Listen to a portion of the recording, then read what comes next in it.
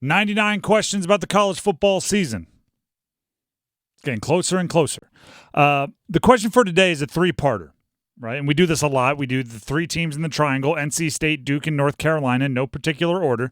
But the question for today is, what is the fill-in-the-blank, blank or bust answer for each team in the triangle? Right? You hear teams say, we're championship or bust. We're playoffs or bust. Well, bust meaning like a failure. What for each of these teams is the minimum amount that they can achieve where the season isn't a bust? Blank or bust, fill it out for each of the three teams in the triangle. As always, to make sure the order is random, we let the producer choose. Graham, what school are we starting with? I say we go with the big dog that's projected to be the big team in the triangle this year, and I don't, no pun intended, NC State. NC State, to me, this is the easiest one of the bunch.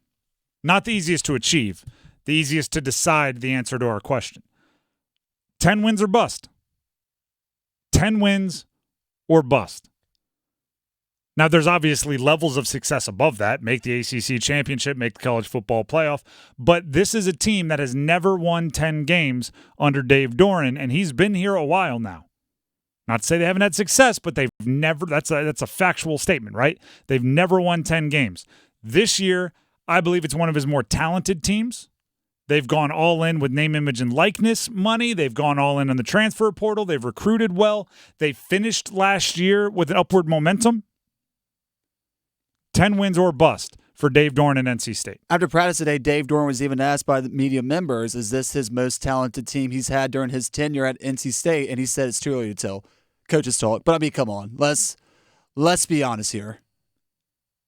Yeah, I mean, I take everything that Coach Doran says with a handful of salt rather than like a grain of salt, because he's aware, right? The one of the things I really like about Dave Doran is, he's heard it, right? You don't have to go like, Coach, what? Like he knows what you know. He knows more than what we know about his team, but he knows what we know about the outside noise. He knows what's being said. He's no nonsense in that way, and he's not afraid to tell you when you're wrong. Oh, he when keeps he has receipts. the upper hand. He keeps receipts. Steve Smith. But it is a season where I feel like 8 wins is a disappointment. 8 wins is a bust.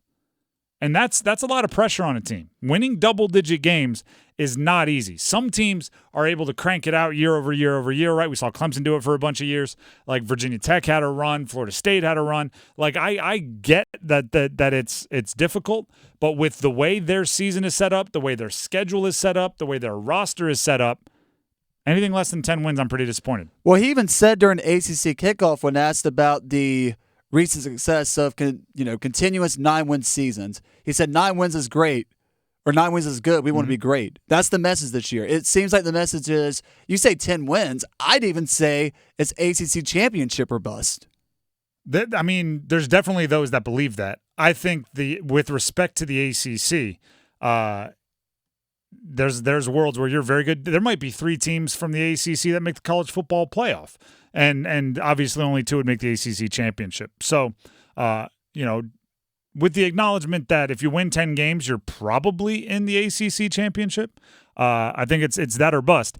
Speaking of Dave Doran, we have a clip here on what he is looking for in the first few days of practice for his team. You want to see clean, penalties, things like that, pre-snap penalties. You want to see them play clean football. We're looking at fundamentals. You are still throwing and catching. You're still fitting guys up as blockers, and the alignments of the formations, the timing of the plays, the communication, the disguise on defense, the pursuit, all the things that we can do. That's what we're looking for. That's going to be necessary. That's like when you get to 10 wins or bust, all of those things become absolutes. You need to be good at preventing penalties. You need to be good at winning the little things. You need to be good at knowing where you're supposed to be. Alignment, assignment. Who's next, Duke or UNC? Let's go with UNC. UNC, it's a 2-parter. Blank or bust for UNC. Fill in that blank. I have 8 wins and the Doak Walker Award. So you need to have the best running back in the country, and you need to win 8 games, or else you're looking at this season disappointed. You're looking at it like it didn't live up to expectations. Now, the Doak Walker award, I thought it was interesting, right?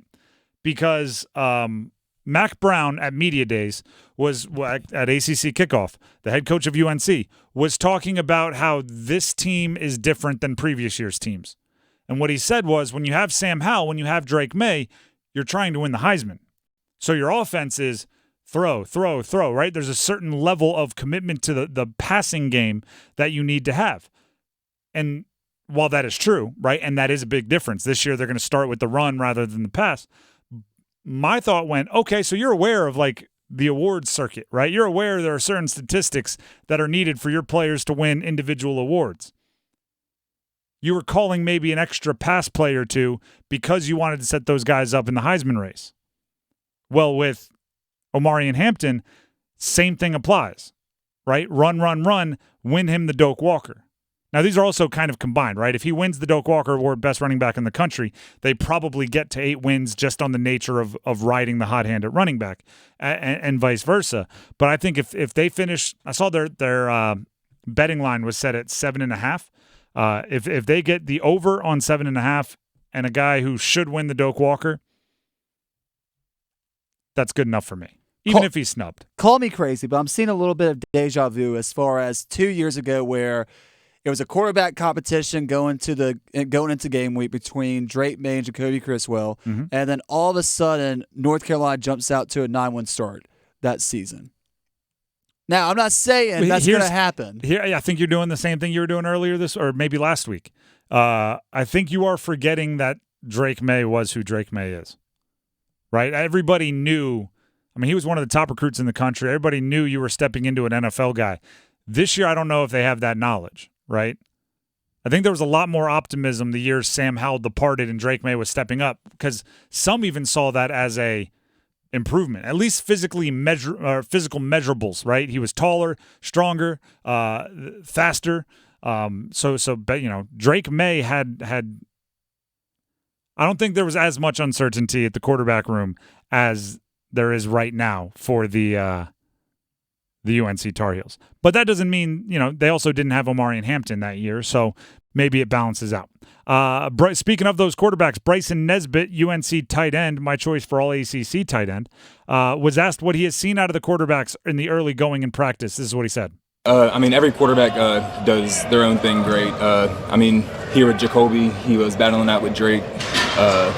Jake Johnson, he's had some SEC playing time. He's done some great things in the SEC. And then, Connor's proving himself every day here. So, I think we're going to have a fun little battle for training camp. We'll see how it goes. So. Little battle in training camp. Who doesn't love a good quarterback competition from the outside? Wouldn't like if it was my team, but from the outside, they're fun to watch. Let's get to Duke. Duke, what is the fill-in-the-blank, blank or bust answer for the Duke Blue Devils? I think for me, just with how much change they have going to the season and how much, I don't want to say uncertainty, but I feel like the bit with Duke this year is you'll know what you have, and then once you see them take the field, it has to be a bowl game. It's bowl game or bust. Eligibility or bust. I'm right there with you. Bowl eligibility or bust. Keep you don't have to hit a home run, but get another base hit, right? Like last year, the year before, you were building something, you were building excitement. This is one where you'll take a single, right? Go get 7 wins. Take care of business in the non-conference schedule. Steal a couple in the conference schedule. Have bowl eligibility locked up going into the last few games. Bowl eligibility or bust. Keep the streak alive, right? Yeah. How many years consecutive with a bowl game? Get one of those going. Like, that's all important for Duke. So whether it's Malik Murphy, whether it's Grayson Loftus, whether they're riding the hot hand of Jaquez Moore with big plays, whether Jordan Moore becomes an all-ACC player, whoever's making the offense work, drag that team to bowl eligibility, and I'll consider this season a success for Manny Diaz and that coaching staff. And even if it was even better if you win that bowl game, because then that just feeds into the success going into next season. Then who knows, you're able to get some more guys out of the transfer portal, and they'll realize, hey, Manny Diaz was able to do this in year one when a lot of people didn't really have him set up for success. So it will just turn into a revolving door of, Duke getting back to that standard of getting to bowl games consistently. And Malik Murphy and Grayson Loftus, eligibility-wise, are both sophomores. Yeah. So if it goes well, it's always nice to have the coach and the quarterback coming back, in which Duke would, right? Assuming that Malik Murphy doesn't have such a good season that the pros become an option, which would be that's a first world problem. There's a few things there that I think they can do to capitalize, but it all starts with bowl eligibility or bust for Duke. So there you go. Those are the answers to our 99 questions about the college football season for the day. What are the blank or bust answers for each triangle team? For NC State, 10 wins or bust. For Duke, bowl eligibility or bust. And for UNC, 8 wins in the Doak Walker Award or bust.